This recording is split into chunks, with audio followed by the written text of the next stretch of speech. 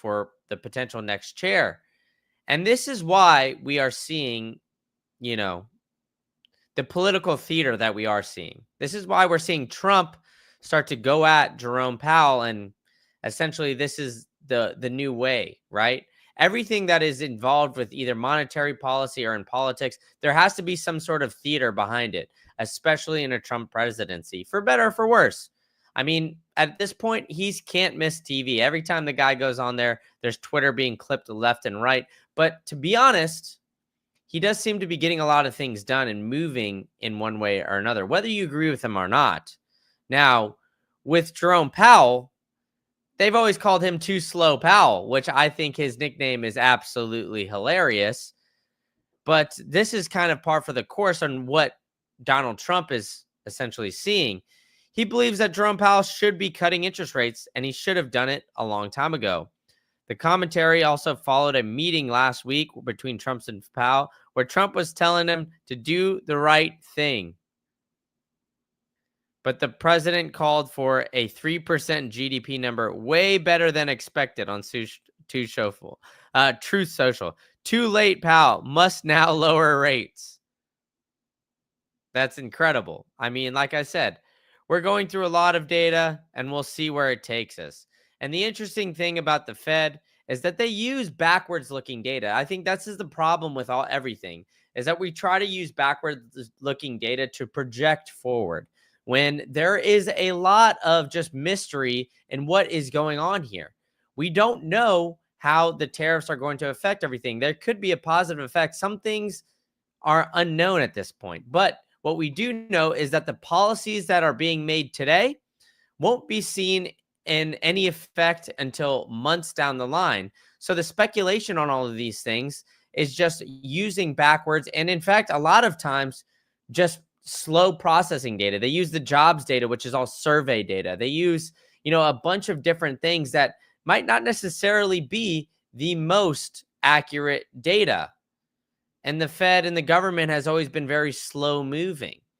And these things could be up to speed very quickly if they just adapted some modern technology. But hey, that's neither beside the point. What we are seeing is, now the Dixie on this note with the Fed holding true, the Dixie down a little bit in the one day. But look at this green candle we had over here.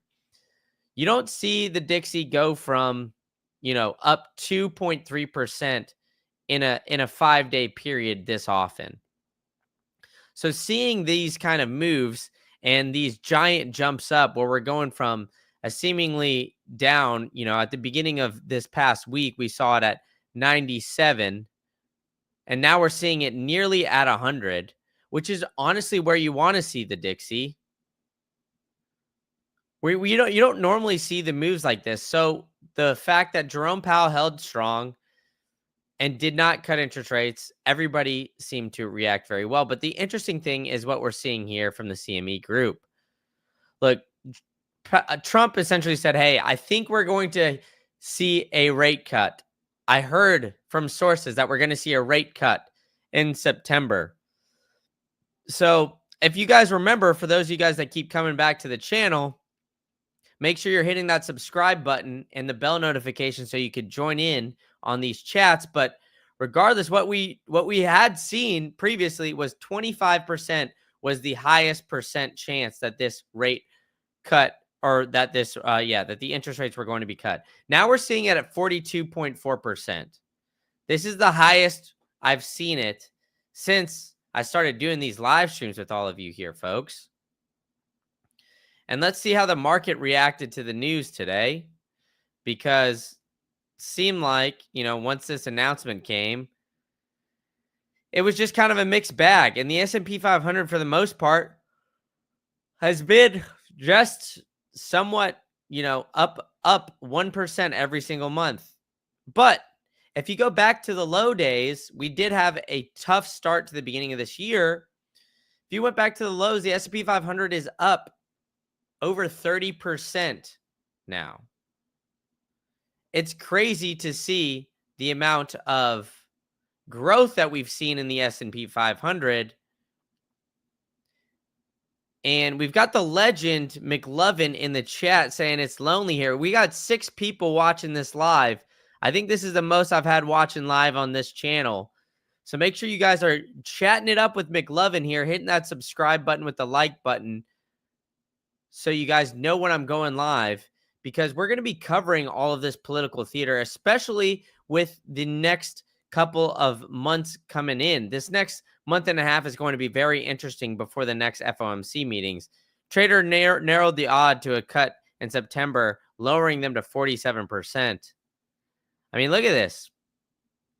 The inflation picture, despite of Trump's claims of no price increase, helped keep the interest rates steady after inflation ticked higher in June, and a new reading from the Fed favored an inflation gauge is due out Thursday.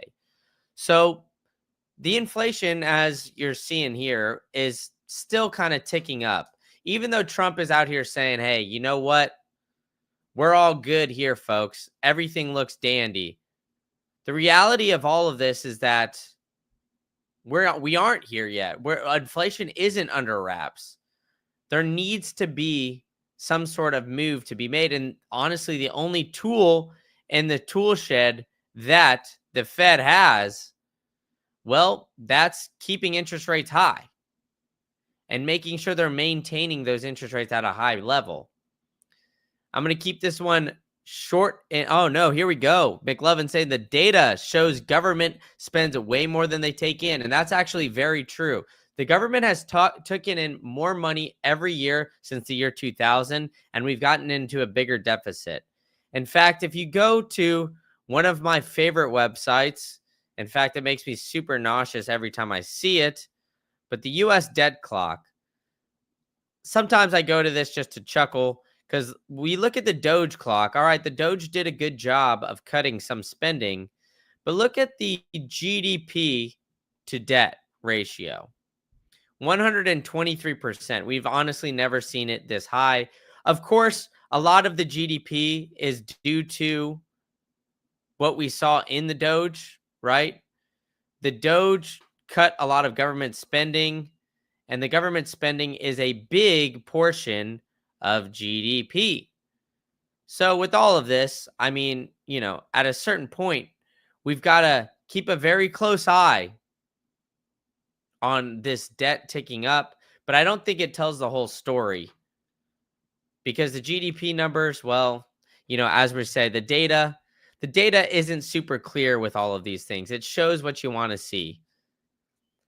So thank you guys all for tuning in, and make sure you guys are hitting that like and that subscribe button so you guys join in with McLovin and chat it up next time. I appreciate you guys, McLovin. You're the GOAT. Catch you guys all at the next one.